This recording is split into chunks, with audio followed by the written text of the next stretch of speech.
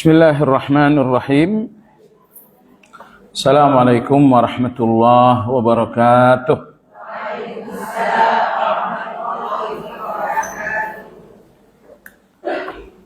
Alhamdulillah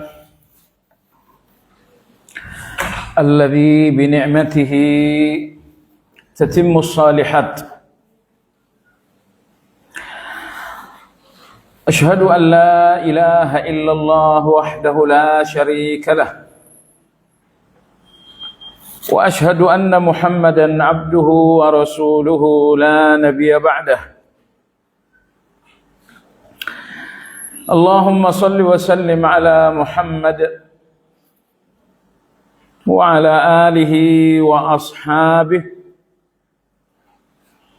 ومن اهتدى بهديه إلى يوم الدين يا أيها الذين آمنوا اتقوا الله حق تقاته ولا تموتن إلا وأنتم مسلمون.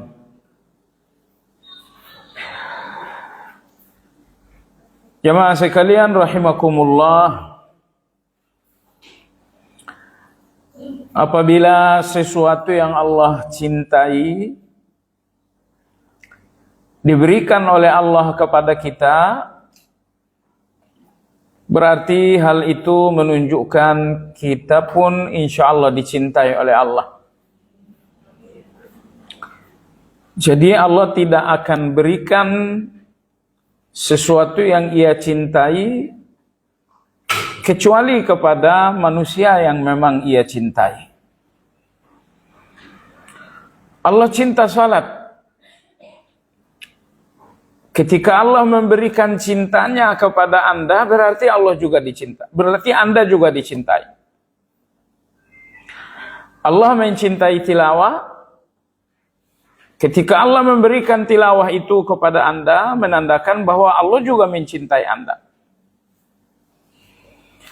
Allah Subhanahu wa ta'ala sangat mencintai talabul ilmi. Dan ketika talabul ilmi itu diberikan kepada Anda, menandakan bahwa Anda dicintai oleh Allah Azza wa Jalla. Tidak semua pemberian Allah berarti cinta. Uang itu tidak pernah Allah cintai. Maka Allah berikan kepada sembarang orang. Kecuali uang di tangan orang yang beriman akan menjadi ibadah, akan menjadi sedekah dan lain-lain. Oleh sebab itu, mari kita selalu bersyukur jamaah sekalian. Setiap kali Anda menemukan diri Anda dalam hal-hal yang dicintai oleh Allah, maka bersyukurlah. Karena ini berarti Anda dicintai oleh Allah Subhanahu wa ta'ala. Dan tugas hidup kita, jamaah sekalian, bahwa kita hidup dan kita mati besok dalam kondisi kita dicintai oleh Allah Subhanahu wa ta'ala. Hari ini insya Allah kita akan memasuki bab yang ke-8 dalam kajian kitab Rawdatu Al-Uqala, buah karya Imam Ibnu Hibban rahimahullahu ta'ala.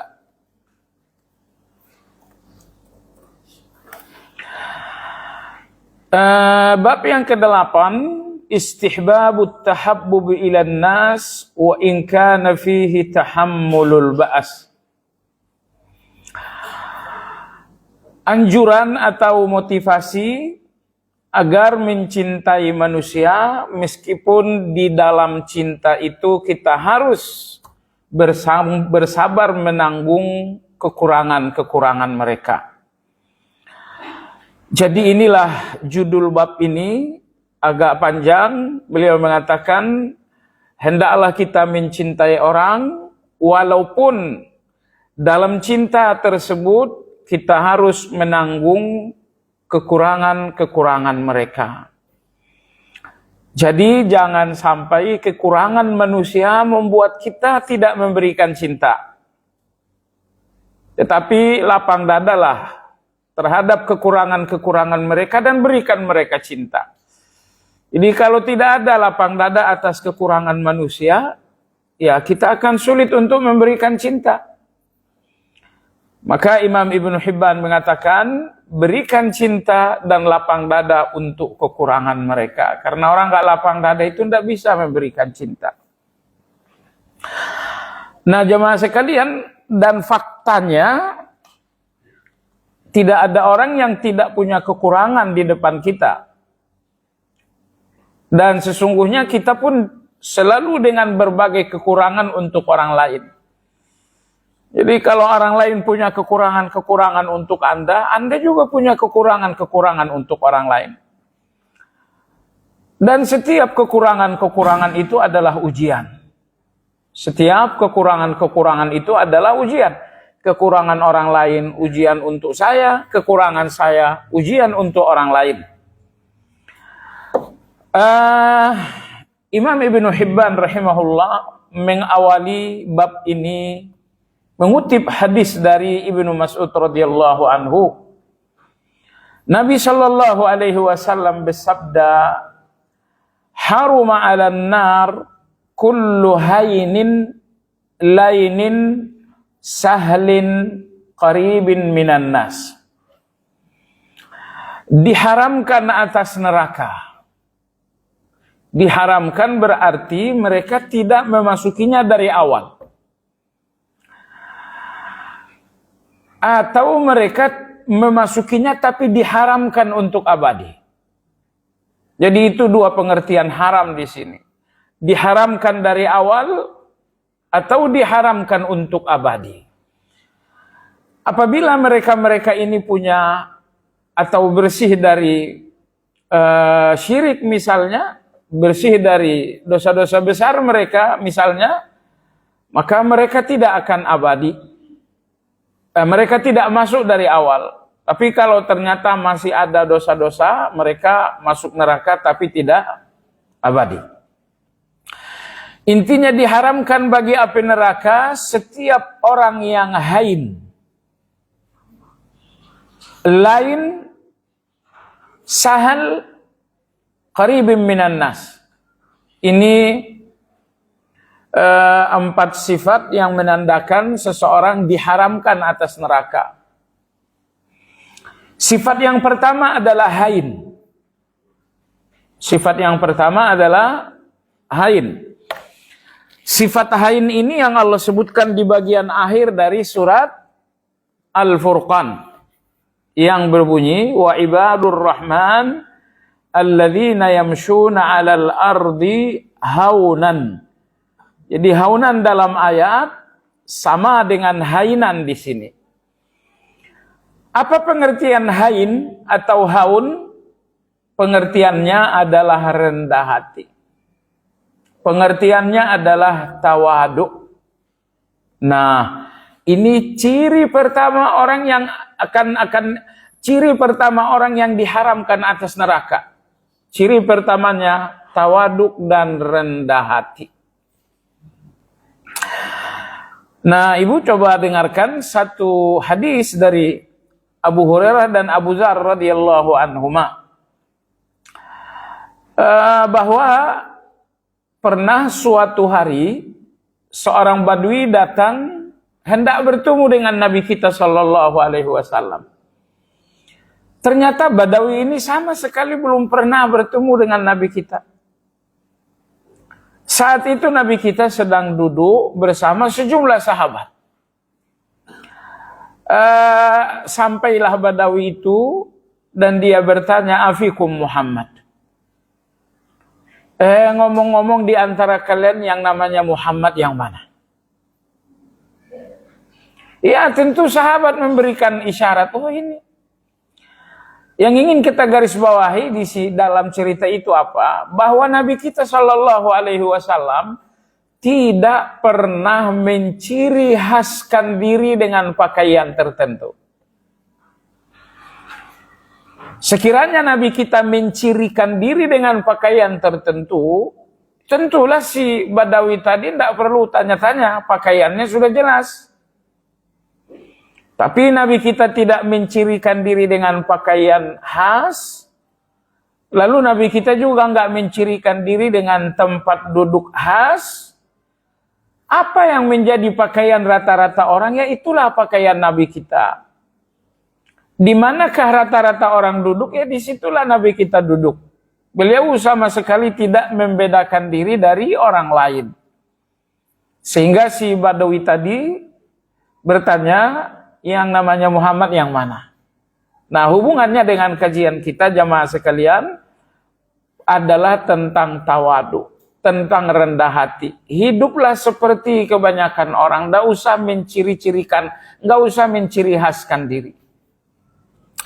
Dalam kitab Madarijus Salikin, dalam pembahasan tentang kejujuran kepada Allah Azza wa Jalla, Imam Ibnu Qayyim rahimahullah berkata, di antara tanda-tanda jujur kepada Allah bahwa seseorang tidak menciri khaskan diri dalam hal agama. Ya, kalau tentara pakaiannya ciri khas, tapi itu kan bukan dalam agama. Begitu juga dengan PNS. Mereka juga memiliki pakaian yang menjadi ciri PNS. Tapi itu kan pakaian bukan dalam hal agama. Maksudnya adalah apabila dalam hal agama Anda memiliki pakaian yang menjadi ciri khas. Ya, misalnya fulan ini pakaiannya, gamisnya warnanya khas seperti ini. Pecinya khas seperti ini. Tidak mau rubah-rubah dengan model-model lain. Memang sengaja mencirikan diri, sengaja mencitrakan diri. Ya kalau ciri diri kita dalam hal duniawi, Pak polisi pakai baju polisi, silakan. Tapi bahwa Anda mencirikan diri dalam hal ibadah, dalam hal agama, itu tidak perlu. Tidak perlu. Dan kita lihat banyak sekali orang-orang seperti itu. Ya kita belajar saja. Tidak perlu mencemooh mereka tentu. Yang terpenting kita nggak boleh ikut-ikut seperti itu. Berpakaianlah layaknya pakaian orang banyak. Dan tidak perlu menetapi pakaian tertentu untuk jadi ciri khas. Semudahnya saja. Baik, inilah ciri pertama orang yang akan diharamkan atas neraka, yaitu memiliki jiwa yang tawadu. Ibu tentu pernah dengar seorang pemimpin besar bernama Umar bin Abdul Aziz. Suatu malam beliau didatangi oleh nampaknya staf kekhalifahan untuk mendiskusikan perihal-perihal yang sangat penting. Sewaktu pembicaraan berlangsung, lampu mati. Salah seorang staf dengan cekatan berdiri untuk menyalakan lampu. Umar bin Abdul Aziz rahimahullah mengatakan, oh tidak usah, kamu duduk saja. Lalu Umar bin Abdul Aziz sendiri yang menyalakan lampu. Mungkin perlu isi minyak, lalu kemudian baru dinyalakan lagi. Nah, setelah lampu nyala, Umar bin Abdul Aziz mengatakan, saya berdiri isi minyak menyalakan lampu, saya adalah Umar bin Abdul Aziz. Semisal pun saya duduk dan Anda yang menyalakan lampu, saya tetap Umar bin Abdul Aziz. Maksud beliau apa? Saya nggak akan berubah. Ya, saya nggak akan berubah nama, nggak akan berubah posisi, nggak akan berubah jabatan hanya karena saya menyalakan lampu ini. Maksud beliau lagi, kerendahan hati itu nggak membuat seorang khalifah menjadi hilang khalifahnya. Rendah hati itu tidak membuat seorang ahli agama menjadi hilang ahli agamanya. Rendah hati itu tidak membuat seorang pejabat jadi hilang jabatannya. Nah, jadi itulah mengenai rendah hati. Ini ciri khas pertama. Aisyah radhiyallahu anha, istri Nabi kita sallallahu alaihi wasallam berkata, "Laqad adha'tum akbaral ibadat." Terus terang kalian ini sudah membuang ibadah yang paling besar.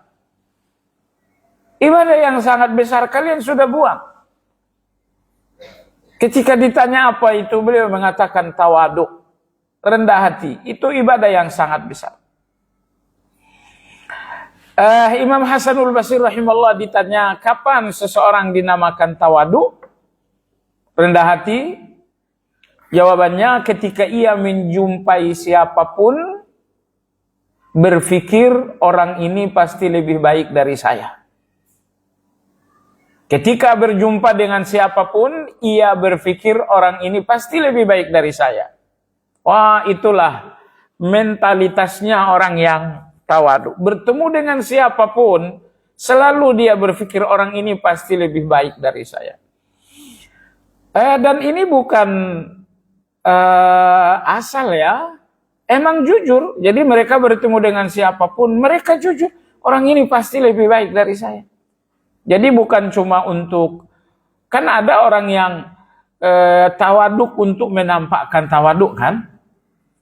Ada orang yang rendah hati untuk supaya dikatakan orang rendah hati. Rendah hati seperti ini butuh rendah hati lagi. Nah, tapi orang-orang tadi memang jujur.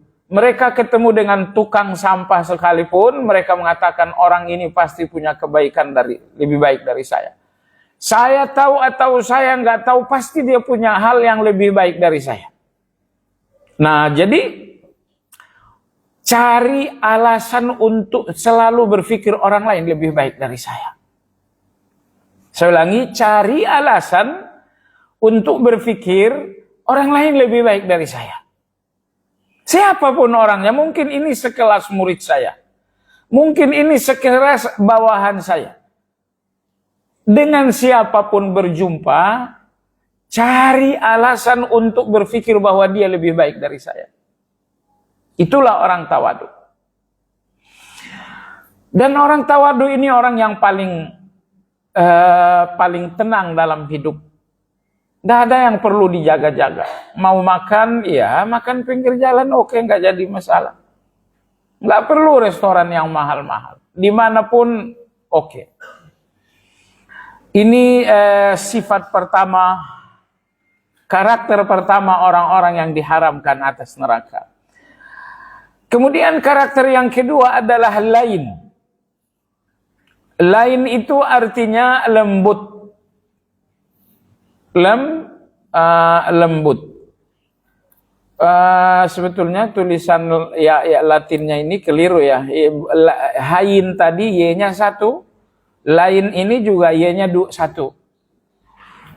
Karena dalam bahasa Arab, kalau rendah hati karena kelemahan, itu baru pakai ya, hayin. Tapi kalau rendah hati itu ya karena akhlak, itu iya-nya 1. Begitu juga dengan lain. Kalau kelembutan itu karena memang kelemahan diri, itu dinamakan layin. Itu tercela. Tapi kalau kelembutan itu kelembutan karena kemuliaan diri, itu iya-nya 1. Jadi lain.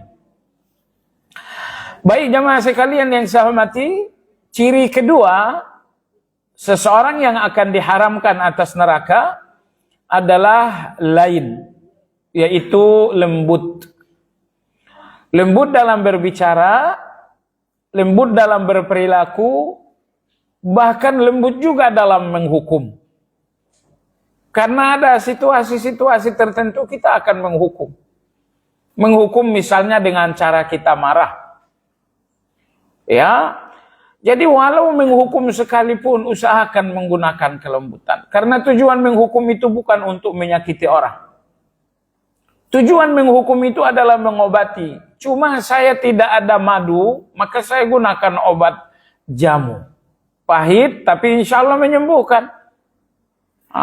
Jadi menghukum itu bukan untuk menyakiti. Jadi berusahalah untuk bicara lembut. Dalam hadis Nabi Shallallahu Alaihi Wasallam bersabda, "Idza aradallahu li ahli baitin khairan, adkhala alaihim rifq." Ini hadis ini mohon diperhatikan baik-baik. Kata Nabi Shallallahu Alaihi Wasallam, apabila Allah berkehendak baik. Apabila Allah berkeinginan kebaikan untuk satu rumah tangga, maka Allah membuat seisi rumah tangga bersikap lembut. Apabila Allah berkeinginan baik kepada satu keluarga, apa yang Allah lakukan? Allah membuat seisi keluarga ini bersikap lembut. Suami lembut kepada istri, begitu sebaliknya. Orang tua lembut kepada anak-anak, begitu juga sebaliknya. Kalau Anda melihat rumah tangga yang hidup dalam situasi kelembutan, ketahuilah bahwa rumah tangga ini memang rumah tangga yang diinginkan oleh Allah dalam kebaikan. Maka Nabi kita menegaskan, maka narifqu fi syai'in illa zanah wa ma yunza'u min syai'in illa syanah.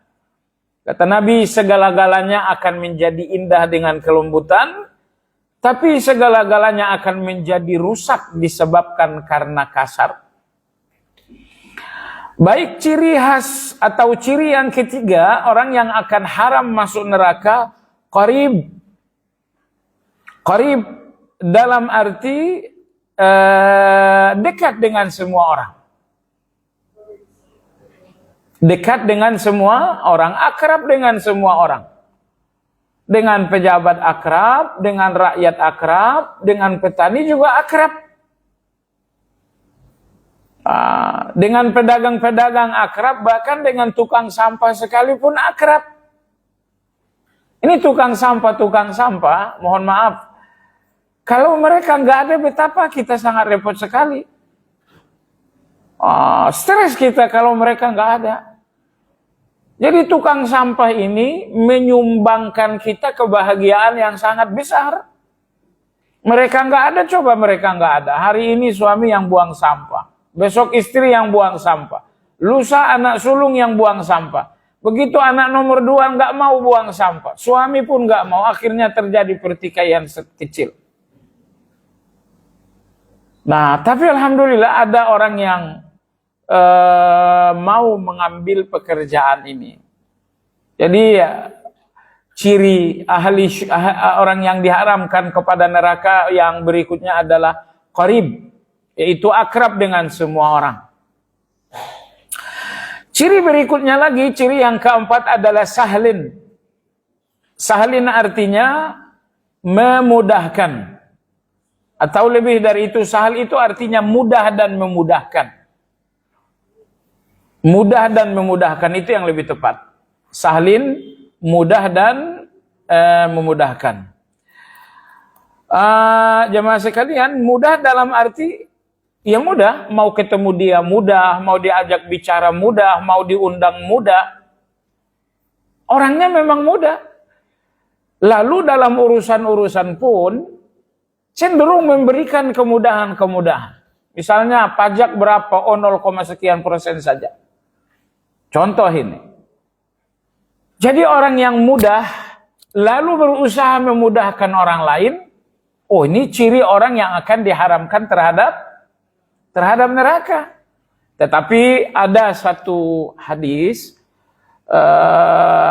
hadis ini menakutkan sekali sebetulnya.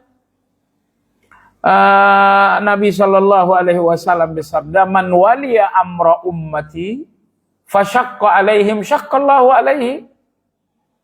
Kata Nabi SAW, siapapun yang memegang urusan umat, siapa yang memegang urusan lalu ia menyulitkan orang lain, maka Allah akan membuatnya hidup dalam kesulitan juga.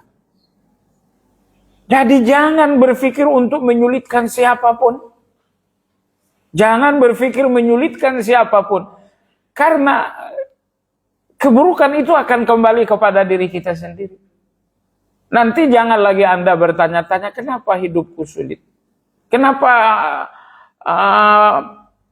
pendidikan anakku sulit? Kenapa perdaganganku sulit? Kenapa sulit ini banyak sekali? Oh, enggak usah banyak tanya lagi.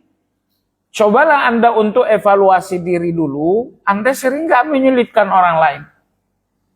Nah, saya berharap ini ditafsirkan lebih luas, ibu-ibu. Menyulitkan orang lain itu nggak berarti minjam uang lalu nggak kembali. Itu salah satunya. Tapi termasuk juga menyulitkan orang lain itu ya nggak memudahkan. Misalnya ada tetangga emergensi harus melakukan renovasi misalnya. Tiba-tiba Anda mengatakan, saya terganggu, kamu renovasi taktuk. Kenapa Anda lapang dada? Dia juga emergensi untuk melakukan renovasi tersebut. Mudahkanlah urusan orang lain sepanjang tidak bahaya bagi Anda. Tapi kalau memang udah bahaya bagi Anda, ya sudah. Kasih tahu, saya tidak bisa memberi kemudahan karena saya juga akan mengalami keadaan buruk nantinya. Baik ibu sekalian yang saya hormati, jadi dalam hadis ini Nabi kita Shallallahu Alaihi Wasallam menyebutkan 4 ciri orang yang nanti akan haram masuk neraka atau setidaknya haram abadi di dalam neraka. Qala Abu Hatim, Imam Abu Hatim atau nama lain beliau adalah Ibnu Hibban. Itu 2 nama populer beliau. Beliau berkata, al-wajibu 'alal aqili an yatajannaba an yatahabbaba ila an-nas biluzumi husnil khuluqi wa tarki su'il khuluq. Beliau mengatakan seorang yang berakal, saya kira kita udah pernah jelaskan apa itu akal. Jadi di dalam diri manusia ada nafsu. Nah, nafsu itu tempatnya adalah keinginan. Saya ingin A, ingin B, ingin C. Semua keinginan Anda itu adanya di dalam nafsu. Cuma supaya keinginan-keinginan nafsu ini tidak membabi buta, maka Allah memberikan kita akal. Tujuan dari akal ini adalah untuk mempertimbangkan. Jadi kalau nafsu fungsinya untuk menginginkan, akal ini fungsinya adalah untuk mempertimbangkan. Baik atau buruk, maslahat atau mudarat, untung atau rugi, halal atau haram, tauhid atau syirik. Semua pertimbangan-pertimbangan ini tidak dilakukan oleh otak, tapi dilakukan oleh akal. Otak ini fungsinya hanya memberikan informasi. Otak ini fungsinya hanya memberikan informasi. Misalnya otak mengatakan ini namanya daging tapi diawetkan menggunakan lesatin misalnya. Lesatin ini terdiri dari lemak bla bla bla. Sudah setelah informasi terkumpul oleh otaklah yang mengenali itu semuanya, maka akal ini mempertimbangkan kalau ada kandungan A dan B berarti tidak boleh. Nah, jadi tubuh kita memang unik jamaah sekalian. Nafsu ini fungsinya adalah untuk berkeinginan. Otak ini tujuannya adalah untuk menghimpun informasi dan mengenali. Nah, kalau otak sudah kumpulkan informasi, otak sudah mengenali, maka kesimpulan akhir baik atau tidak, maju atau mundur, ini disimpulkan oleh akal. Nah, kalau Anda bertanya akal di mana letaknya?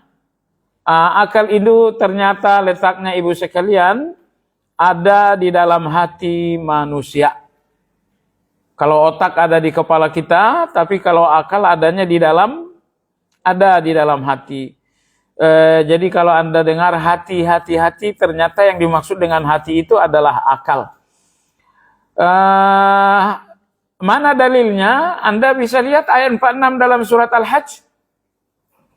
Ayat 46 dalam surat Al-Hajj. Allah Subhanahu wa taala berfirman, "Afalam yasiru fil ardi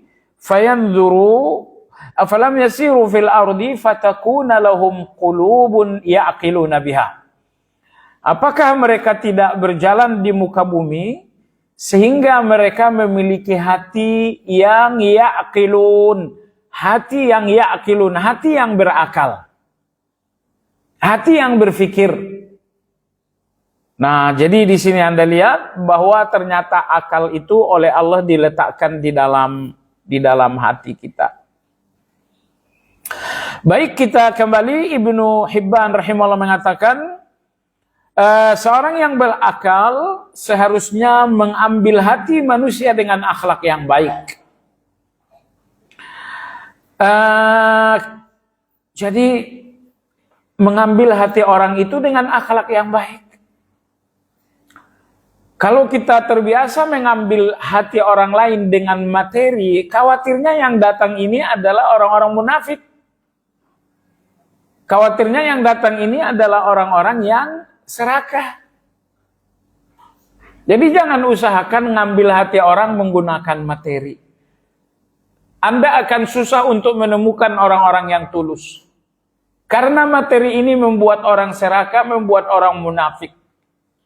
Maka Ibnu Hibban rahimahullah mengatakan, ambillah hati manusia dengan akhlak. Dan tadi hadis sebelumnya, hadis yang baru saja kita bicarakan di atas, di situ sudah ada 4 akhlak yang luar biasa. Anda rendah hati, Anda lembut, Anda akrab, dan Anda selalu mudah dan memudahkan. Ini sudah akhlak yang luar biasa. Nah, baik. Selanjutnya kata Imam Ibnu Hibban rahimahullah, karena akhlak yang baik menghapus dosa seperti matahari mencairkan es. Ini perlu kita ingat. Jadi Anda jangan berpikir salat menghapus dosa itu sudah betul, zikir menghapus dosa itu pun nggak salah, tilawah itu menghapus dosa, tepat sekali. Tapi jangan membatasi terhapusnya dosa hanya dengan kebaikan-kebaikan antara Anda dengan Allah Azza wa Jalla. Jadi Anda jangan berpikir ketika Anda senyum dengan seseorang, itu nggak menghapus dosa. Anda salah. Misalnya ketika Anda ramah dengan tetangga, Anda berpikir ini nggak menghapuskan dosa, salah. Semua kebaikan-kebaikan kepada Allah menghapus dosa. Termasuk semua sikap-sikap akhlak yang mulia pun semuanya menghapus dosa. Jadi kalau sedang tidak ada ibadah untuk menghapus dosa, maka lakukanlah akhlak penghapus dosa. Nanti sore misalnya ketika suami pulang, berikan dia akhlak yang mulia. Bukan dia yang membutuhkan akhlak yang mulia Anda itu, Andalah yang membutuhkan akhlak ini. Kenapa? Karena akhlak yang Anda berikan akan Allah kembalikan kepada Anda menjadi ampunan. Begitu juga dengan anak-anak. Begitu anak-anak datang, kumpul keluarga, usahakan dan berjuang untuk memberikan akhlak yang mulia. Kenapa? Saya ulangi, akhlak yang Anda berikan kepada siapapun akan dikembalikan Allah kepada Anda menjadi ampunan. Ini tolong tidak lalai. Akhlak yang Anda berikan kepada orang lain akan dikembalikan sendiri oleh Allah menjadi ampunan. Semakin banyak akhlak yang Anda berikan kepada orang lain, semakin banyak ampunan yang Allah berikan kepada Anda. Semakin besar akhlak yang Anda berikan kepada orang lain, semakin besar juga ampunan yang Allah berikan kepada Anda. Jadi ampunan dengan akhlak yang mulia, saudara kembar. Itu saudara kembar. Beliau mengatakan, sedangkan akhlak yang buruk merusak amal seperti cuka merusak madu. Itu betul, bahwa akhlak-akhlak yang buruk merusak amal. Maka Nabi kita alaihi salatu wassalam mengabarkan kita tentang hakikat dari bangkrut. Siapa bangkrut? Atadaruna manil muflis? Kalian tahu nggak siapa orang bangkrut? Sahabat-sahabat mengatakan, siapa orang bangkrut itu ya Rasulullah? Nabi kita bersabda, orang bangkrut itu seseorang yang sungguh-sungguh salat wajib, sungguh-sungguh salat malam, sungguh-sungguh zikir pagi petang, sungguh-sungguh dalam ibadah. Tapi ternyata dia zalim kepada tetangga, zalim kepada pasangan, zalim kepada anak-anak, zalim kepada abang dan adik. Akhirnya Allah Subhanahu wa taala mengambil ibadah-ibadahnya untuk orang-orang yang ia sakiti. Sampai akhirnya tidak lagi ada ibadah itu yang sisa. Ini perhatikan bagaimana ibadah yang telah dikumpulkan puluhan tahun dengan perjuangan dan kelitihan, ujung-ujungnya semuanya untuk orang lain. Tidak tersisa untuk Anda. Maka saya ingin katakan ibu-ibu sekalian yang saya hormati, kalau Anda melihat seseorang yang sungguh-sungguh beramal, tapi kezalimannya nggak berhenti, ketahuilah bahwa dia tidak beramal untuk dirinya, melainkan ia beramal untuk orang lain. Hati-hati. Jadi akhlak ini bisa membuat Anda defisit ibadah. Betapa capeknya Anda bangun tengah malam untuk qiyamul lail. Betapa Anda bersungguh-sungguh untuk lebih banyak lagi tilawah. Tapi semuanya nanti akan defisit kalau Anda tidak juga menghentikan akhlak yang buruk. Jadi dengan bahasa lain, selamatkan amal Anda dengan akhlak baik Anda. Selamatkan ibadah-ibadah Anda dengan akhlak baik Anda. Sebab kalau Anda nggak punya akhlak baik, ibadah-ibadah ini nggak selamat untuk Anda. Akan diambil dan diserahkan kepada orang lain. Jadi betul apa yang disampaikan oleh Imam Ibnu Hibban rahimahullahu ta'ala.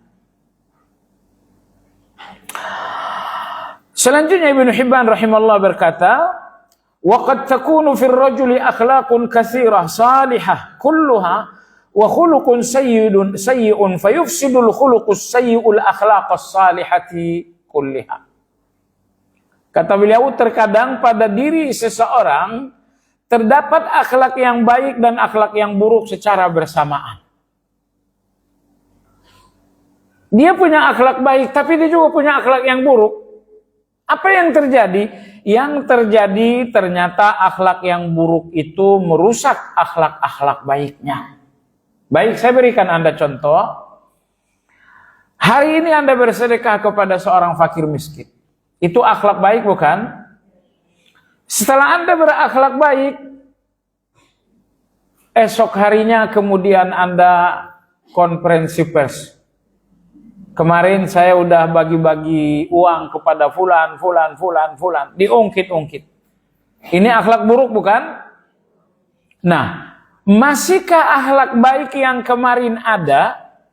Udah nggak ada. Akhlak baik yang kemarin itu udah dihapus. Tujuan akhlak baik adalah untuk membahagiakan orang. Kalau setelah akhlak baik, tiba-tiba Anda nggak bisa menahan diri, terjadilah akhlak yang buruk. Di sini Anda nggak membahagiakan, justru Anda mempermalukan. Makanya dalam agama kita sangat dianjurkan sedekah itu dilakukan secara tersembunyi. Tersembunyi tidak mesti di tengah malam. Tersembunyi itu antara lain dengan melibatkan pihak ketiga. Baik, adanya pihak ketiga dan Anda tidak secara langsung, itu sudah menyembunyikan sedekah. Nah, jadi sangat betul apa yang dikatakan oleh Imam Ibnu Hibban. Apabila dalam diri Anda ada akhlak baik, ada akhlak buruk, ketahuilah akhlak baik Anda akan rusak oleh akhlak buruk Anda. Solusinya bagaimana? Solusinya akhlak buruk ini lepaskan. Akhlak buruk ini dilepaskan. Nah, saya sebagai wali murid, ada grup wali murid ya, grup wali murid anak-anak kita. Saya tidak masuk di grup, tapi istri saya yang masuk. Sesekali saya lihat komen-komen di situ, ya Allah, luar biasa banget. Saya lihat komen-komen yang ada di sini. Ini wali-wali murid yang ada di grup, komen-komennya terhadap sekolah, komennya terhadap guru-guru. La haula wala quwata illa billah. Guru, saya ulangi, guru yang turut serta memikirkan anak-anak kita, tiba-tiba dikomentari dengan komentar yang sangat gak pantas. Jadi kalau anak Anda diajar oleh guru misalnya, anggaplah tidak full day ya, sampai jam 12 saja. Ini kan artinya selama 6 jam atau 5 jam, gurulah yang berpikir untuk anak Anda bisa jadi maju. Tiba-tiba muncul komentar macam-macam. Saya bilang, ini komentar ini dipikirkan gak bahwa ini besok akan ada sidangnya? Nah, oleh sebab itu, pesan saya untuk diri saya terlebih dahulu dan untuk ibu-ibu juga, mau ngomong apapun, mau melakukan apapun, pikirkan satu hal. Kalau Anda punya jawabannya di depan Allah, langsung lanjut. Tapi kalau Anda nggak ada jawabannya di depan Allah, tahan. Paham maksudnya? Anda mau ngomong A misalnya. Oke, ini omongan ini kalau besok Allah nanya, ada jawaban Anda nggak? Kalau Anda punya jabatan silakan. Tapi kalau Anda nggak ada jawabannya, tahan diri. Begitu juga ketika Anda akan memutuskan A atau B. Sebelum keputusan ditandatangani, bertanya kepada diri Anda, keputusan ini besok akan ada sidangnya di depan Allah. Apa jawaban saya? Kalau memang Anda punya jawaban yang diridhoi oleh Allah, silakan tangani keputusan. Tapi kalau Anda tidak ada jawaban yang diridhoi oleh Allah, jangan tanda tangani keputusan tersebut. Jangan tanda tangani keputusan tersebut. Nah, cukup itu saja kontrol terbaik kita. Ya, menahan diri sejenak. Tahan diri 1 menit sebelum bicara, sebelum berbuat. Ini ketika besok sidang di depan Allah, jawaban saya apa? Kalau Anda kira-kira ada jawaban yang diridhoi Allah, silahkan lanjut. Tapi kalau Anda tidak ada jawaban yang diridhoi Allah atas satu keputusan, atas satu perilaku, atas satu ucapan, ini sudah tahan diri. Tahan diri, tahan diri. Dunia ini tinggal beberapa hari lagi. Tidak usah terlalu berpikir lama-lama juga. Akhirat itu yang perlu diselamatkan karena akhirat itu abadi. Baik jamaah sekalian yang saya hormati. Saya sih sembaring nyampein pesan juga. Kalau Anda masih berstatus wali murid, hati-hati. Jadi tidak berlebihan. Di pepatah Arab itu ada kata-kata seperti ini. Kalau Anda sudah melihat kerusakan di satu negara, berarti di negara itu guru-guru nggak dihargai. Kalau satu negara sudah rusak, menandakan bahwa guru-guru di negara itu udah nggak dihargai. Sebab kalau guru-guru masih dihargai, negara ini akan bagus. Nah, baik jamaah sekalian yang saya hormati. Di dunia pendidikan, kita sedang berbelasungkawa sebetulnya. Karena belakangan ini, peserta-peserta didik ini sangat banyak yang defisit.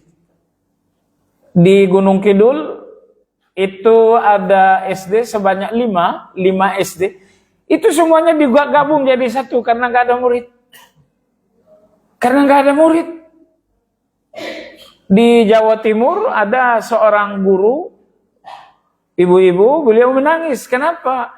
Pendaftar yang biasanya puluhan, ini tahun ini yang daftar cuma 5 orang. Nah, jemaah sekalian yang saya hormati, jadi saya ulangi, kalau satu negara keadaannya sudah sangat buruk, berarti di negara itu guru tidak lagi dihargai. Baik jemaah sekalian, kita lanjut. Di sini Ibnu Hibban mengutip ucapan Ibnu Abbas. Beliau mengatakan innar rahima tuqta wa innan ni'ama tukfar wa lam ara mithla taqarubil qulub. Ibnu Abbas mengatakan sesungguhnya tali kekerabatan itu bisa terputus dan kebaikan sering dilupakan.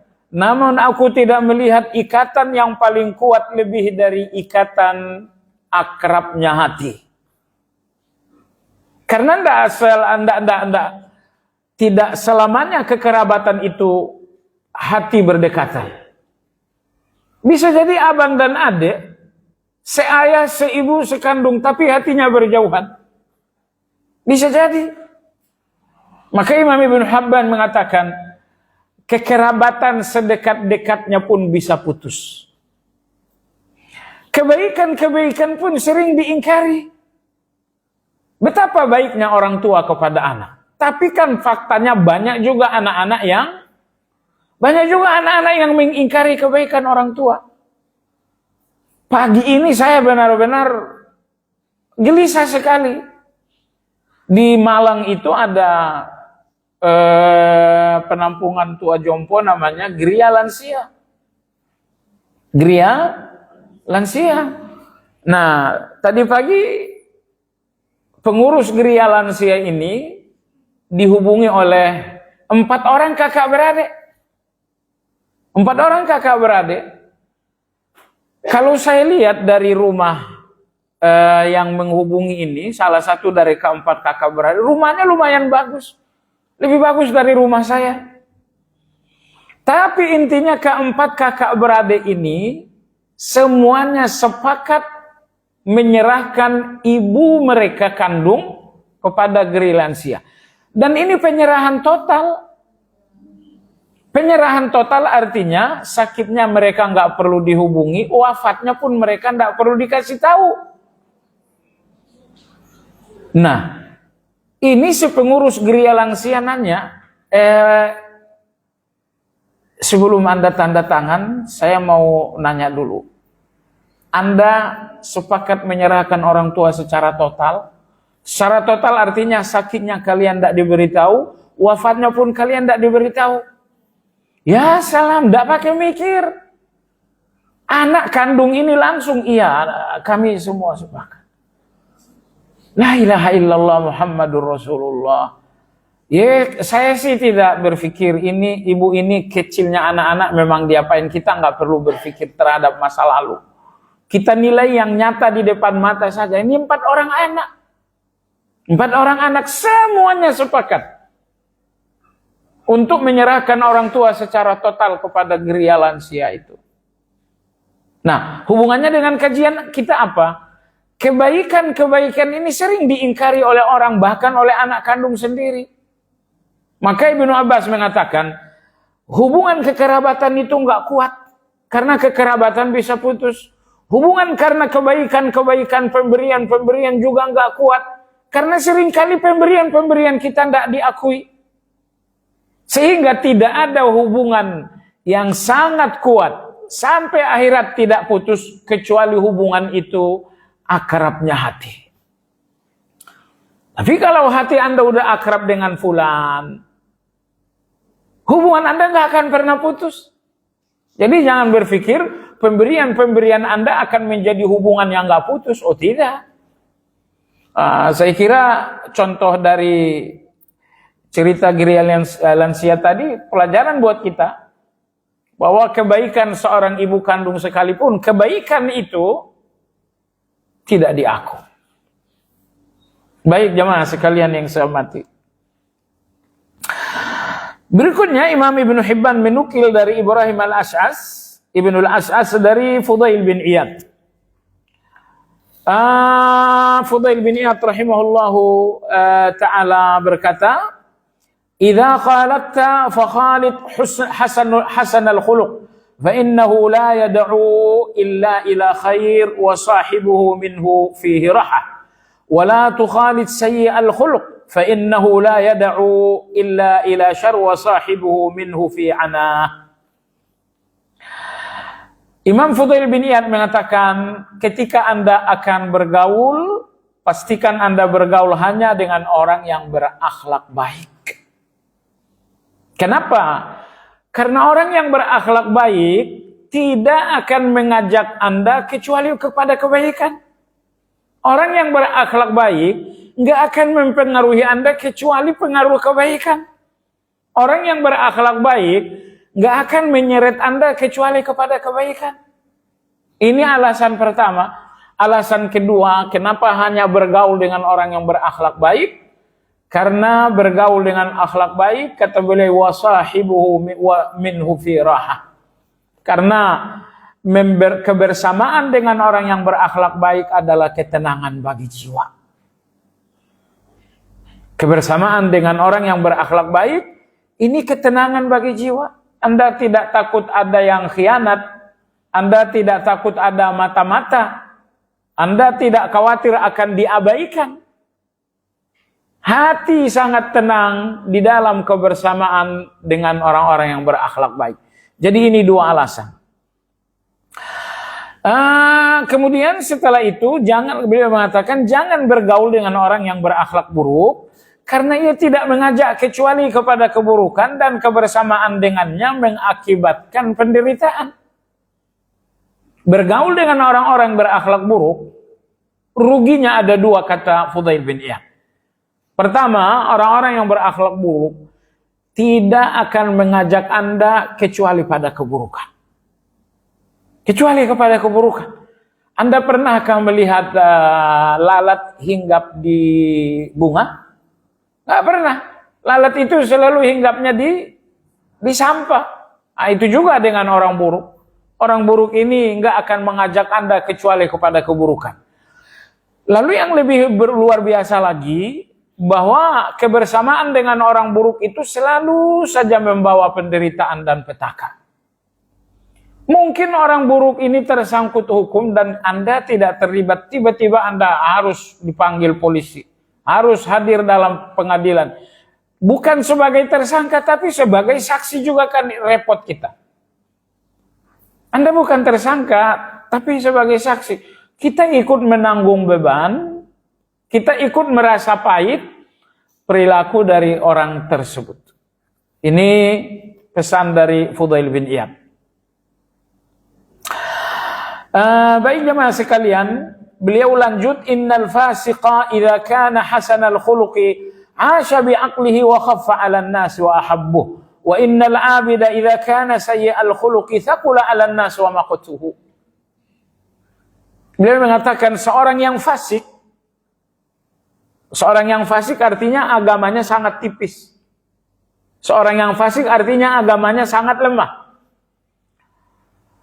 Ibadahnya lemah, dosanya banyak, itu orang fasik namanya. Seorang fasik namun berakhlak baik akan bergaul dengan akal sehatnya. Sehingga manusia merasa ringan dengannya, merasa ringan artinya tidak terbebani dengannya, serta mencintainya. Ini di samping saya misalnya ada orang yang fasik, enggak sholat, makanannya riba, orang fasik aja, tapi akhlaknya baik. Kalau dia memiliki akhlak baik, maka dia akan berhubungan dengan saya, dia akan bergaul dengan saya menggunakan akal sehat. Dia memang fasik antara dirinya dengan Allah, tapi karena dia punya akhlak yang baik, maka dia akan bergaul menggunakan akal sehat. Ketika dia bergaul dengan menggunakan akal sehat, maka dia menjadi ringan bagi orang lain. Artinya dia tidak menjadi beban bagi orang lain. Dan akhirnya dia dicintai oleh orang lain. Ini nasihat yang sangat luar biasa juga. Bahwa orang yang berakhlak baik akan bergaul dengan akal sehatnya, sehingga dia tidak membebani orang lain, dan dia akhirnya dicintai oleh orang lain. Tetapi kata beliau, seorang ahli ibadah, tetapi akhlaknya sangat buruk, akan berat bagi manusia. Artinya dia akan membebani manusia, dan mereka akan membencinya. Dia akan membencinya. Seorang yang ibadahnya memang bagus, tapi akhlaknya sangat buruk. Ini memang aneh ya. Yang pertama juga aneh. Fasik akhlaknya baik. Ini ahli ibadah tapi akhlaknya buruk. Kalau akhlak sudah buruk, maka nggak ada akal sehat lagi untuk bergaul. Kalau akhlak sudah buruk, maka akal sehat menjadi lumpuh untuk bergaul. Orang yang berakhlak buruk itu nggak pernah membawa akal sehat mereka bergaul. Orang-orang yang berakhlak buruk hanya membawa egoisme mereka dalam pergaulan. Mereka tidak bawa akal sehat. Apa yang terjadi? Mereka menjadi beban dalam pergaulan. Nomor dua, mereka akan dibenci perlahan-lahan. Ya tentu idealnya ibu ya, Anda punya ibadah yang bagus, banding lurus dengan ibadah yang bagus tersebut, Anda punya akhlak yang bagus juga. Tapi kadang-kadang ada situasi yang nggak normal. Ada orang ibadahnya fasik, tetapi akhlaknya bagus. Ini nomor satu. Nomor dua, ada orang ibadahnya bagus tetapi akhlaknya buruk. Ternyata kata Imam Ibnu Hibban, kalau bicara soal pergaulan, bergaul dengan orang yang berakhlak baik walaupun fasik lebih baik daripada bergaul dengan orang ahli ibadat tapi akhlaknya buruk. Kenapa demikian? Karena orang yang berakhlak baik akan selalu menggunakan akal sehat dalam bergaul. Tapi kalau seseorang sudah berakhlak buruk, gak pernah menggunakan akal sehat dalam bergaul, tapi selalu menggunakan egoisme, selalu menggunakan keserakahan dalam bergaul. Kita lanjut. Qala Abu Hatim, husnul khuluqi badru iktisabil mahabbah, kama anna su'al khuluqi badru istijlabil bughdah. Wa man hasuna khuluquhu sana irdahu, wa man sa'a khuluquhu hataka irdahu, lianna su'al khuluqi yurithul hiqda wad-dhagha'in, wad-dhagha'in idza takammanat fil qulubi awrathatil adawah, wal adawatu idza dhaharat min ghairi sahibid din ahwat sahibaha ila an-nar illa an yatadarakahu al-maula bi tafaddulin minhu wa afwin. Kata Imam Abu Hatim, akhlak yang baik adalah benih untuk menuai hasil kasih sayang. Jadi dengan akhlak yang baik, Anda sedang menanam benih. Apa yang Anda panen dari benih ini, yang akan Anda panen adalah kasih sayang. Sebagaimana akhlak yang buruk adalah benih untuk menuai kebencian. Akhlak buruk Anda akan menghasilkan kebencian. Barang siapa yang baik akhlaknya, maka ia telah menjaga kehormatannya. Betul. Kenapa saya harus berakhlak baik? Akhlak baik dalam berbicara, akhlak baik dalam berperilaku. Kenapa? Karena saya perlu menjaga kehormatan saya. Perhatikan saja, kalau tidak ada akhlak yang baik, seseorang akhlaknya buruk, yang pertama kali rusak dengan akhlak yang buruk adalah kehormatan. Dan barang siapa yang buruk akhlaknya, maka ia telah merobek kehormatannya sendiri. Karena akhlaknya buruk, walaupun gelar akademisnya luar biasa, walaupun bolak-balik ke masjid, tapi akhlaknya buruk, orang akan mengatakan, oh ini manusia nggak bagus. Ibadah itu tidak bersentuhan dengan orang lain. Maka sebaik-baiknya ibadah Anda sering bukan standar orang untuk menilai Anda. Yang bersentuhan dengan orang lain adalah akhlak, sehingga akhlak itulah yang menjadi standar nilai orang lain untuk Anda. Lanjut lagi, Ibnu Hibban berkata, hal itu karena akhlak yang buruk mewariskan kebencian, dan apabila rasa benci telah menetap di hati, ia akan melahirkan sikap permusuhan, dan permusuhan itu membuat seseorang tidak menjaga agamanya dan menjerumuskan pelakunya ke dalam api neraka kecuali jika diampuni oleh Allah Azza wa Jalla. Ini ada satu poin yang sangat penting tadi. Beliau mengatakan permusuhan membuat seseorang tidak menjaga agamanya. Ini Anda garis bawahi. Kalau Anda benci ini akan naik menjadi permusuhan. Benci itu sekedar benci. Kalau permusuhan berarti sudah mulai ada perilaku. Sudah mulai ada perilaku. Anda benci, oke. Kalau belum ada permusuhan, masih oke. Tapi kalau kebencian ini sangat besar, maka dia akan naik level jadi permusuhan. Kalau sudah jadi permusuhan, berarti kebencian itu akan berbentuk menjadi ucapan yang kasar, putus hubungan, dan lain-lain. Saya ingin sampaikan Ibu hadis sahih tentang Wahsy. Ibu-ibu ada yang pernah dengar nama Wahsy? Hah? Baik. Dulu ketika terjadi perang Uhud, Anda tahu salah satu yang tewas dan dimutilasi adalah Hamzah radhiyallahu anhu. Siapa tersangka utama di balik kematian Hamzah? Jawabannya seorang budak kulit hitam bernama bernama Wahsy. Nabi kita sangat terpukul sekali karena Hamzah bukan sekedar sahabat bagi Nabi kita. Hamzah bukan sekedar paman bagi Nabi kita. Tapi Hamzah ini satu susuan dengan Nabi kita sallallahu alaihi wasallam. Karena Anda tahu wanita kedua menyusui Nabi kita, yang pertama menyusui beliau siapa? Ibunya sendiri, yaitu Aminah. Lalu yang kedua menyusui Nabi sallallahu alaihi wasallam Suwaibatul Aslamiyah. Nah, Suwaibatul Aslamiyah ini menyusui Hamzah juga. Sehingga jadilah Nabi kita dengan Hamzah satu susuan. Allahu Akbar. Air susu ini memang luar biasa. Karena satu susuan dengan Nabi SAW sehingga terjadilah hubungan batin yang sangat dekat antara Nabi kita dengan Hamzah radhiyallahu an.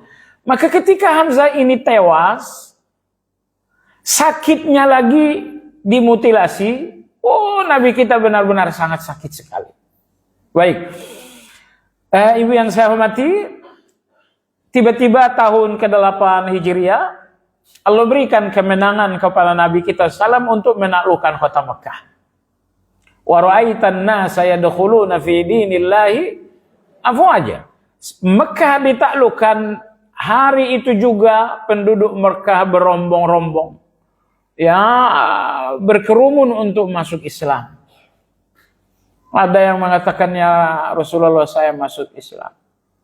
Masing-masing menyebut nama masuk Islam, menyebut nama masuk Islam. Tiba-tiba datang seseorang, ya Rasulullah saya Wahsy, saya mau masuk Islam.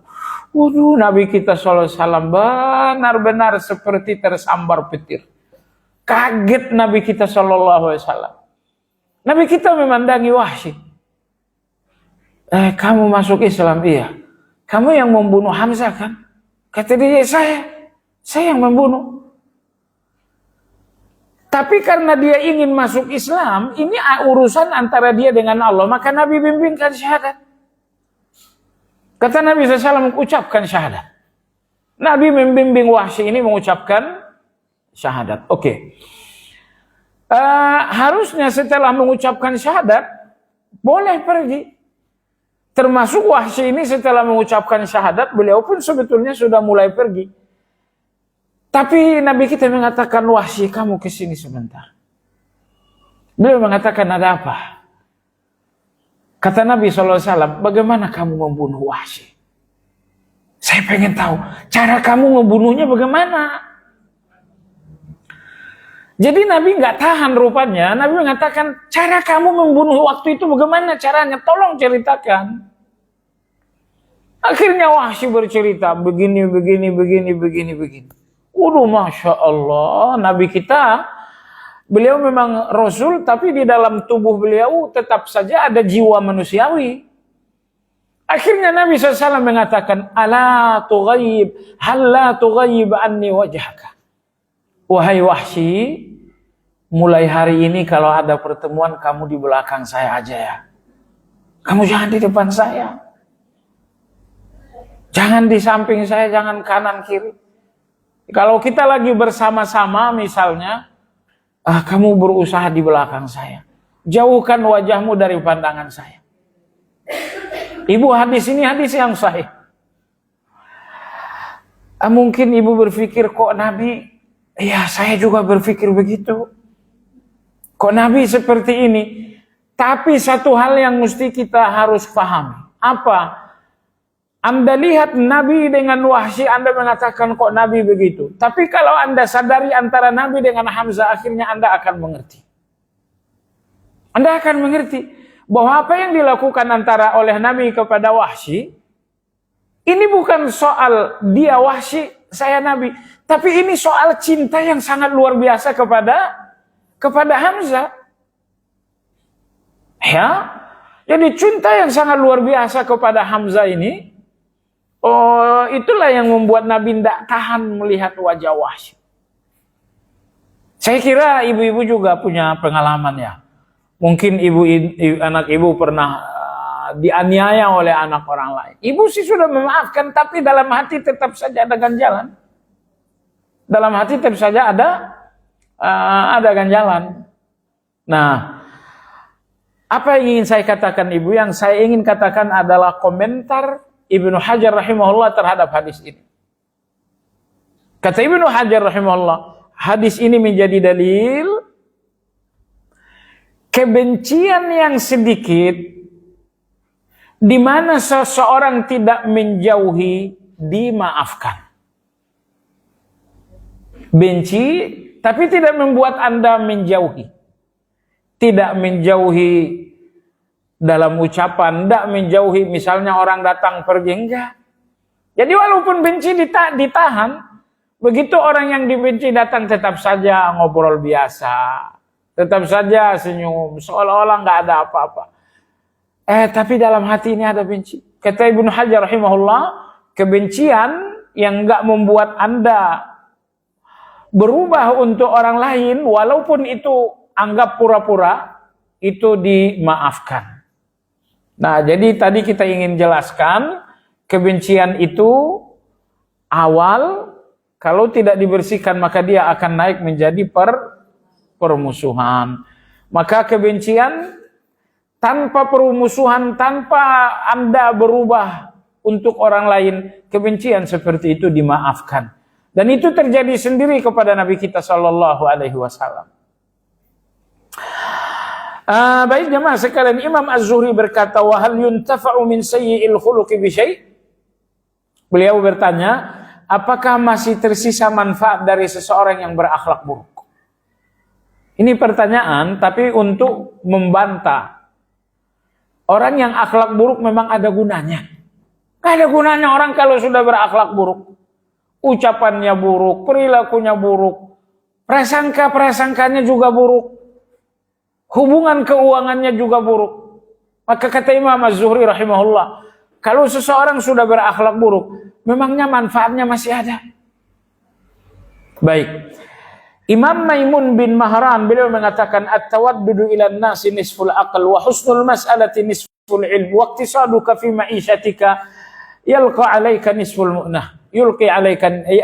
nisful mu'nah. Maimun bin Mahran mengatakan, bersikap ramah kepada manusia adalah setengah akal, artinya setengah kecerdasan.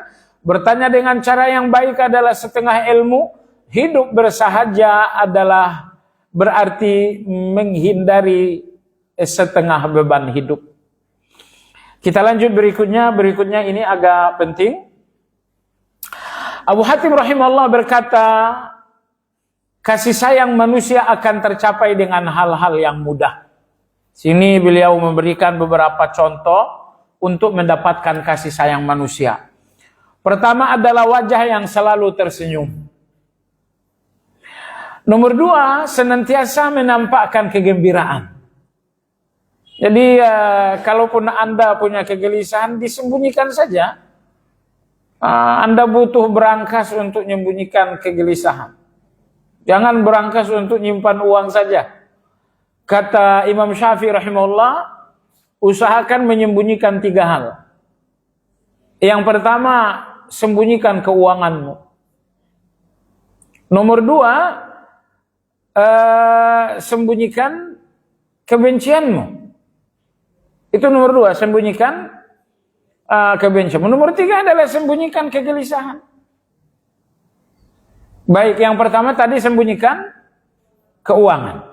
Karena kalau Anda sebutkan uang saya banyak, nanti akan datang orang-orang munafik. Tapi kalau Anda bilang uang saya nggak ada, oh nanti Anda akan dihina. Orang kere datang, mohon maaf. Maka sembunyikan, ada uang banyak, tak ada uang, sembunyikan keuangan. Menampakkan uang banyak akan membuka pintu bagi orang munafik dan orang rakus. Tetapi menampakkan tak ada uang akan membuat orang lain akan menista kita. Ada yang hilang di masjid, oh itu yang gak punya uang. Anda akan jadi tuduhan. Nomor 2, sembunyikan kebencian kepada orang lain. Allahu Akbar. Kalau kebencian ini Anda gak sembunyikan, akan muncul adu domba. Datang si fulan, datang si fulan. Ah, si fulan ngomong begini, tadi kamu nggak dengar ya? Saya dengar sendiri dia ngomong begini. Begitu Anda sudah nampakkan kebencian, maka akan hadir tukang-tukang pancing di air keruh. Akan datang orang-orang yang adu-adu domba. Sehingga hadirnya tukang-tukang adu domba ini lebih menggelisahkan lagi daripada orang yang kita benci. Maka sedapat mungkin jamaah sekalian, kebencian Anda dengan siapapun sembunyikan. Nomor 3, sembunyikan beban pikiran. Anda lagi gelisah, Anda sedang ada beban pikiran, gelisah aja. Sembunyikan saja. Sembunyikan saja. Supaya apa? Supaya orang mengira Anda bahagia. Kalau Anda bahagia, orang lain yang melihat bahagia, Anda akan turut bahagia juga. Sementara kalau kegelisahan ini Anda ucapkan kepada orang lain, mereka nggak bantu Anda, tapi mereka ikut gelisah dengan gelisah Anda. Kan orang tua kita dulu ya, orang tua kita dulu kita tahu betul ya, pikirannya penuh dengan beban, tapi itu dikunci rapat. Supaya apa? Supaya anak-anaknya nggak ikut gelisah. Jadi jangan asal gelisah lalu perbaharui status WhatsApp. Ada sebagian orang seperti itu. Jadi apapun isi pikirannya, WhatsApp-nya yang kemudian. Maka Imam Syafi'i rahimahullah mengatakan, sembunyikan keuanganmu agar orang berpikir engkau cukup. Sembunyikan kebencianmu agar orang berpikir kau tak punya musuh. Sembunyikan kegelisahanmu agar orang berpikir engkau bahagia. Nomor 2 tadi selalu menampakkan kegembiraan. Nomor 3, memudahkan dalam perintah. Mungkin terjemahan yang ada di ibu keliru. Memudahkan dalam perintah. Oh, ini penting nomor 3 ini. Mau tak mau Anda harus memerintah. Anda memerintah anak, Anda memerintah, kalau suami diperintah enggak? Diperintah juga. Enggak tercela ya. Silakan memerintah karena kita toh nggak mampu semuanya juga. Cuman orang yang berakhlak kata Ibnu Hibban, kalaupun mereka memerintah selalu memerintah yang mudah. Selalu memerintah yang mudah. Misalnya Anda mau pesan suami, tolong dong beliin ini. Bagaimana kalau nggak ada? Kalau nggak ada cari sampai ada. Anda memerintah tapi menyulitkan. Salah jamaah sekalian. Orang yang berakhlak itu kata beliau selalu memudahkan dalam memberi perintah. Nomor 4, orang yang berakhlak itu selalu lembut dalam melarang. Ketika Anda melarang, pastikan kita akan melarang. Melarang itu tidak perlu menggunakan kata-kata yang suaranya kencang, kemudian kata-katanya juga tajam, nggak perlu. Lembutlah dalam melarang. Kemudian berikutnya indah dalam akhlak. Berikutnya lagi lembut dan rendah hati dalam bersikap. Anda mau bersikap apapun, kedepankan rendah hati. Kemudian tangan yang senantiasa terbuka untuk pemberian. Jadilah dermawan. Berikutnya tidak pernah mengganggu dan menyakiti. Usahakan tidak menyakiti siapapun. Yang terakhir selalu lapang dada atas kesalahan orang lain. Ini yang terakhir ini luar biasa. Karena orang salah itu nggak akan ada hentinya. Hentinya salah orang kalau kita udah wafat. Kalau kita masih hidup, salahnya orang ini akan selalu ada. Cuma begini Ibu ya, kalau setiap orang salah dipersoalkan, salah lagi dipersoalkan, usia Anda mau dihabiskan untuk konflik. Capek. Ini usia kita, ini usia jaga-jaga tensi jangan naik. Jadi oleh sebab itu orang bersalah lapang dada aja. Nanti dia salah lapang dada aja. Kenapa? Saya nggak sanggup, saya nggak kuat berkonflik terus. Udah lapang dada aja. Nah oleh sebab itu Ibu, surat ke-12 diterima Nabi kita adalah alam nasyrah. Surat ini turun modal utama Nabi kita jadi Rasul adalah lapang dada. Modal utama Nabi kita menjadi Rasul adalah lapang dada. Makanya di Taif beliau dilempari, beliau dicaci maki. Coba lihat lapang dada beliau. Gimana orang Taif ini? Dibunuh saja semuanya kata malaikat. Nabi kita bilang hendak usah. Kalau mereka ini jahat, siapa tahu anak cucunya nanti orang baik. Kalau mereka ini syirik, siapa tahu anak cucunya nanti mengibadahi Allah dengan tauhid. Lapang dada Nabi kita Shallallahu Alaihi Wasallam. Nah, kalau Anda lapang dada, semua masalah besar akan kecil. Dan masalah yang kecil akan hilang. Tapi kalau Anda sempit dada, masalah yang kecil akan menjadi besar, masalah besar akan jadi kiamat.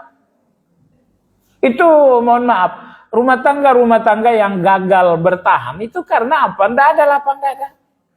Suami salah nggak ada lapang dada istri. Istri salah nggak ada lapang dada suami. Orang yang lapang dada itu biasanya marahnya juga sekali 2 tahun baru marah. Maksud saya jarang-jarang marah. Jadi orang yang banyak marah itu ciri-ciri ini. Iya, ibu sekalian. Kita lanjut lagi. Ibnu Hatim rahimahullah mengatakan barang siapa yang memiliki sifat-sifat ini, niscaya ia tidak pernah menjadi sumber kesedihan bagi orang lain, meski ia tidak mampu menyenangkan orang yang mendengkinya. Paham maksudnya? Orang yang dengki itu nggak bisa Anda bahagiakan. Itu di atas tadi, Imam Ibnu Hibban menyebutkan banyak sekali tips-tips untuk membahagiakan orang. Kata Ibnu Hibban, bahagiakan orang dengan senyum Anda. Nomor 2, bahagiakan orang dengan selalu menampakkan kegembiraan. Bahagiakan orang dengan selalu memudahkan perintah. Beliau menyebutkan di sini hal-hal untuk membahagiakan orang lain. Tapi ada segolongan orang yang gak bisa kita bahagiakan. Siapa itu? Orang yang dengki. Orang dengki itu gak bisa dibahagiakan. Langit runtuh, kiamat terjadi, orang dengki nggak bisa dibahagiakan. Kenapa? Karena kebahagiaan orang dengki Anda hancur.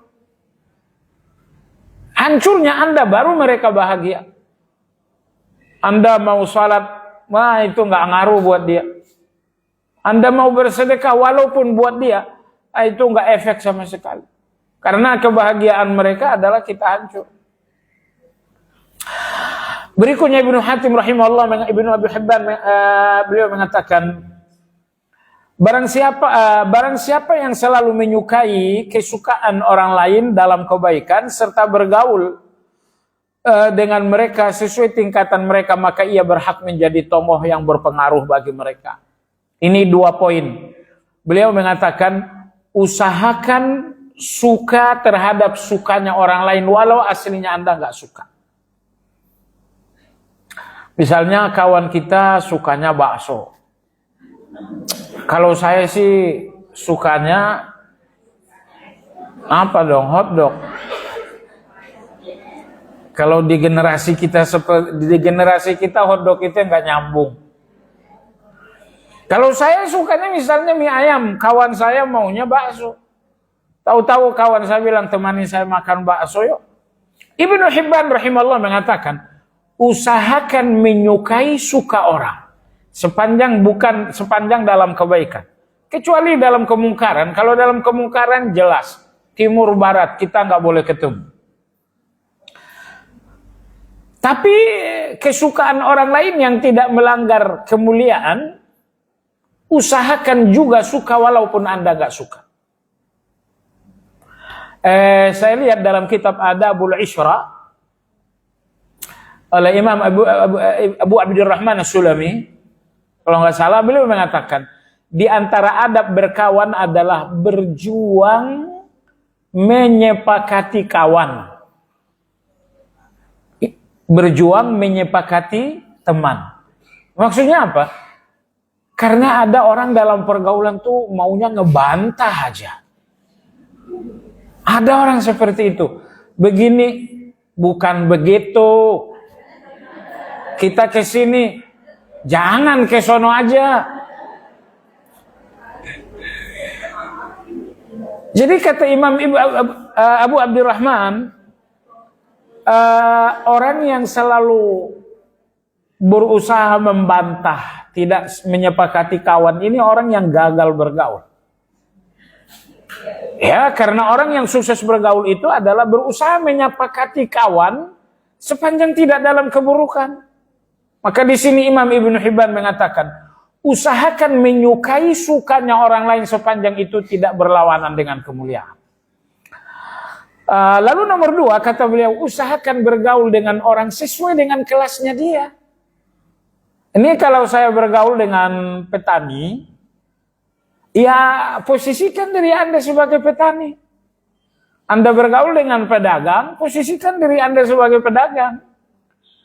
Ya jangan Anda sebagai seorang direktris misalnya, bergaul dengan petani lalu yang ditonjolkan bahwa Anda direktur. Gimana kabar tani? Kabar tani begini, oh iya kita kalau di dunia bisnis lagi begini. Anda bicara bisnis, padahal lawan bicara petani, Anda bukan orang yang sukses bergaul. Orang yang sukses bergaul itu selalu turun, menyepakati kawan dia berbicara, kawan dia bergaul. Ketemu dengan petani seolah-olah dia petani 50 tahun yang lalu. Ketemu dengan pedagang seolah-olah dia mantan pedagang dari pasar Tanah Abang. Usahakan tidak menonjolkan perbedaan Anda dengan orang lain. Kamu petani ya sudah. Dan ini akhlak Nabi kita Shallallahu Alaihi Wasallam. Ketika para sahabat menyembelih korban, menyembelih binatang, saat menyembelih Nabi kita ikut megangin. Saat ngulitin Nabi kita ikut ngulitin. Saat bagi-bagi daging Nabi kita ikut bagi-bagi daging. Nah, jadi usahakanlah turun satu level dengan kawan-kawan kita. Itu akhlak yang sangat mulia. Abu Hatim rahimahullah berkata, rasa butuh kepada manusia namun mereka mencintai lebih baik daripada tidak ada rasa butuh kepada mereka dan mereka membenci. Rasa butuh kepada orang lain, tapi mereka cinta Anda, lebih baik daripada tidak ada rasa butuh kepada orang lain dan orang lain benci. Kan kita butuh kepada orang ya, tapi mereka ini cinta dengan kita walaupun kita butuh mereka. Apakah rasa butuh saya kepada orang lain tercela padahal mereka suka dengan saya? Tidak tercela. Nomor 2, saya tidak punya rasa butuh kepada orang lain dan mereka juga benci dengan saya. Apakah rasa tidak ada rasa butuh kepada orang lain ini sesuatu yang terpuji? Aslinya ibu-ibu sekalian, rasa butuh kepada orang lain itu kan tercela. Aslinya. Aslinya lagi tidak ada rasa butuh kepada orang lain, itu artinya kemandirian, itu kan terpuji kan? Tapi Ibnu Hibban mengatakan, rasa butuh kepada orang lain walau aslinya tercela, tapi kalau ternyata orang lain menyayangi Anda, rasa butuh Anda tidak tercela. Karena tercelanya rasa butuh kepada orang lain, karena ini bisa mengundang kebencian. Nah, kalau ternyata rasa butuh kepada orang lain justru membuat orang lain sayang dengan kita, tidak tercela. Dan jangan berpikir, saya mandiri nggak butuh siapa-siapa. Apakah ini sesuatu yang terpuji? Tidak terpuji. Mandiri Anda, nggak butuhnya Anda kepada orang lain, tidak menandakan sesuatu yang positif kalau ternyata orang lain benci dengan Anda.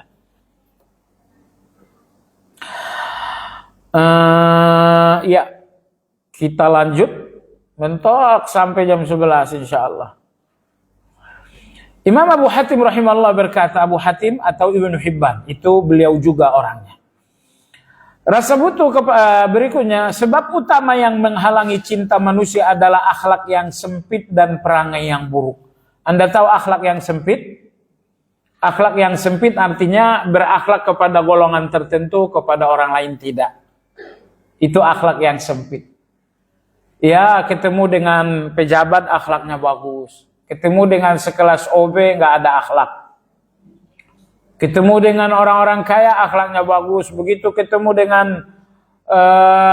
orang-orang di kelas bawah, akhlaknya udah nggak ada. Artinya akhlak Anda ini kok sempit, tidak muat semua orang. Akhlak ini sempit, hanya ada orang-orang punya uang di dalam. Ini akhlak yang sempit. Harusnya jemaah sekalian, akhlak kita ini lapang. Semua orang ada dalam akhlak kita. Kemudian perangai yang buruk. Barang siapa yang sempit akhlaknya, maka keluarganya akan bosan dengannya.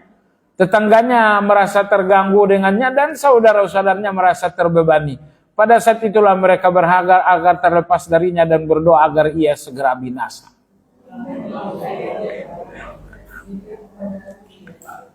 Iya. Kalau kita sempit akhlak, nggak memberikan akhlak kepulan, nggak berikan akhlak kepulan, yang terjadi adalah perangai buruk. Ya nggak tutup kemungkinan orang pun akan mendoakan kebinasaan. Bolehkah orang mendoakan kebinasaan? Mendoakan binasa untuk orang-orang yang jahat tentu dibenarkan. Yang nggak boleh mendoakan kebinasaan kepada orang yang baik. Cuman mana yang terbaik? Tadi saya bilang boleh ya. Orang jahat saya doakan binasa. Boleh. Tapi yang terbaik? Yang terbaik memaafkan. Abu Hatim rahimahullah ta'ala berkata bahwa sebab seorang terasa berat dan dibenci oleh orang lain dalam dua hal. Anda akan terasa berat bagi orang lain. Maksudnya Anda akan menjadi terasa beban bagi orang lain. Dan mereka benci Anda juga. Penyebabnya kata Abu Hatim ada dua. Pertama, ini nomor satu, ini hati-hati. Melakukan maksiat. Barang siapa yang melanggar batasan-batasan Allah, maka Allah membencinya. Ini nomor satu. Jika Allah membencinya, malaikat pun membencinya. Ini nomor dua. Kemudian diletakkan rasa benci kepadanya di muka bumi. Akibatnya hampir tidak ada orang yang melihatnya kecuali dengan rasa benci. Ini penyebab kita dibenci orang lain. Kadang-kadang bukan karena kita jahat kepada mereka, tapi kita jahat kepada Allah Azza wa Jalla. Kalau udah jahat kepada Allah, Allah benci kita, lalu malaikat benci kita, lalu kebencian itu pun ditebar di muka bumi. Sehingga kadang-kadang orang yang kita nggak kenal, dia nggak kenal kita, ngelihat kita pandangannya samurai, tajam sekali. Ini siapa orang saya nggak kenal kok pandangannya begini amat? Ini orang siapa? Saya nggak kenal, saya nggak butuh dia, tapi kok sikapnya kok judes betul. Anda nggak usah heran lagi. Kebencian di muka bumi sering sekali tetesan dari langit. Kalau Allah udah benci, malaikat pasti benci. Kemudian dari kebencian itu menebarlah kebencian di muka bumi. Di kehidupan nyata kita sering begitu ya. Ketemu dengan orang, ini pertama kali ketemu tapi kok kita nggak suka. Nah, ini penyebab pertama seseorang dibenci. Penyebab kedua seseorang dibenci adalah karena perangai. Karena akhlak yang buruk. Baik Abu Hatim berkata, wajib bagi orang berakal menjauhi sifat yang membuat manusia merasa terbebani dengannya. Hati-hati dengan ucapan Anda, sikap Anda yang akhirnya menjadi beban bagi orang lain. Caranya bagaimana? Bersabar. Bersabar. Kalau segala-galanya dibawa jadi baper gitu kan? Udah baper, saya mau diskusi. Bukan diskusi. Sebenarnya cuman keluh kesah aja. Keluh kesah Anda itu membebani orang lain. Dan senantiasa berpegang teguh pada sifat-sifat yang menuntunnya pada cinta mereka. Allahu Akbar. Ibnu Hatim Abu Hibban mengatakan, carilah sikap-sikap, carilah akhlak-akhlak yang membawa Anda kepada cinta orang lain. Anda tahu kenapa? Kalau Anda dicintai orang lain, mereka akan menyebut nama Anda di depan Allah saat mereka berdoa. Semisal besok Anda mendahului mereka, mereka akan mendoakan Anda. Duniawinya, kalau misalnya ada yang memusuhi Anda, mereka akan membela Anda, itu duniawi. Ya duniawi ini bagaimanapun nggak boleh kita abaikan. Tapi yang lebih luar biasa lagi, kalau usia kita pendek, kita mendahului, orang-orang yang mencintai kita akan mendoakan bukan sehari, bukan 2 hari. Mungkin sepanjang hayatnya juga dia mendoakan. Baik jemaah sekalian, di antara saran terbesar mendekatkan diri kepada manusia dan menarik rasa cinta mereka adalah kedermawanan. Anda harus dermawan. Anda harus dermawan. Dermawan itu bukan dengan uang. Uang itu kedermawanan paling rendah. Kedermawan, Ibnu Qayyim menyebutkan ada 10 kedermawanan. Kedermawanan tertinggi adalah dermawan Anda dengan milik orang lain. Kawan saya punya mobil baru, Anda dermawan. Kawan saya baru beli rumah baru mewah, Anda dermawan. Dermawan nomor 1, Anda dermawan dengan milik orang lain. Maksudnya apa? Apapun milik orang lain, Anda turut berbahagia. Kawan beli mobil baru, udah Anda nampakkanlah bahagia. Nampakkan senyum, salami orangnya. Ya Allah, barakallah, barakallah, barakallahu fik atau barakallahu laka. Itu kan 2 ya. Barakallahu fik atau barakallahu laka. Ini kawan saya baru beli mobil baru. Ucapannya barakallahu fik atau barakallahu laka? Laka. Kalau orangnya diberkahi barakallahu fik, kamu diberkahi ya. Tapi kalau mobil barakallahu laka, semoga diberkahi mobilnya ya. Makanya kalau kita menghadiri manten ucapannya apa? Barakallahu laka, bukan barakallahu fik. Karena yang kita doakan berkah itu adalah apa yang dia miliki, yaitu pasangan. Baiklah jemaah sekalian, saya tidak lanjut lagi, waktu kita sudah selesai. Demikian, mudah-mudahan kajian ini bermanfaat untuk kita semua. Tampaknya tidak ada pertanyaan. Ya. Kita cukupkan sampai di sini. Subhanakallahumma wa bihamdika asyhadu an la ilaha illa anta astaghfiruka wa atubu ilaik. Assalamualaikum warahmatullahi wabarakatuh.